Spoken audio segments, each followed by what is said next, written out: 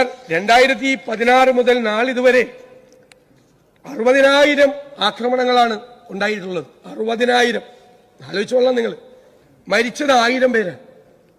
വന്യജീവി ആക്രമണത്തിൽ മരിച്ചത് 1000-ത്തിലധികമായി. ഇപ്പോൾ 5000-ത്തിലധികം കന്നുകാലികളെ കൊന്നു. കോടിക്കണക്കിന് രൂപയുടെ കൃഷിനാശം ഉണ്ടായി. സാർ, ഈ മലയോരത്തൊന്നും ഭൂമിക്കടിയിൽ ഒരു കൃഷിയും നടക്കില്ല. കപ്പ, ചേന, ചേമ്പ് ഇതൊക്കെയാണ് പാവപ്പെട്ട മലയോര കർഷകരുടെ പ്രധാനപ്പെട്ട കൃഷികൾ. മുഴുവൻ പന്നി നശിപ്പിക്കും. നാളികേരം കുരങ്ങനിട്ടുകൊണ്ട് പോകും. വാഴ ആന നശിപ്പിക്കും. എല്ലാ തരത്തിലുള്ള കൃഷിയും നശിപ്പിക്കും. ഒരു തരത്തിലുള്ള കൃഷിയും അവിടെ നിലനിൽക്കില്ല. കുട്ടികളെ സ്കൂൾ വിടാൻ പറ്റുമോ സാർ?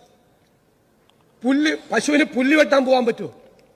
പ്രായമുള്ളവർക്ക് ആശുപത്രിയിൽ പോകാൻ പറ്റുമോ? ഒരു വിറകെടുക്കാൻ പോകാൻ പറ്റുമോ? പുറത്തേക്ക് ഇറങ്ങാൻ പറ്റാത്ത സാഹചര്യമാണ് പല കാർഷിക മേഖലകളിലും.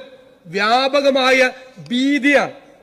അതിന്റെ പുറകെ ഈ പറഞ്ഞതുപോലെ ഈ ഫോറസ്റ്റ് ഉദ്യോഗസ്ഥന്മാർ എന്തിനാണ് ഭീതി വളർത്തുന്നത്?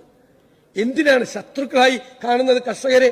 ഈ മലയോരത്ത് ജീവിക്കുന്ന ആളുകൾ വനസംരക്ഷണത്തിന്റെ ശത്രുക്കളായി കാണരുത്. മലയോര ജനത സങ്കടത്തിലാണ്. അതുകൊണ്ടാണ് ഞങ്ങൾ UDF-ന്റെ നേതൃത്വത്തിൽ ഈ 25-ാം തീയതി മുതൽ ഫെബ്രുവരി 5-ാം തീയതി വരെ മലയോര സമരയാത്ര നടത്തുന്നത്.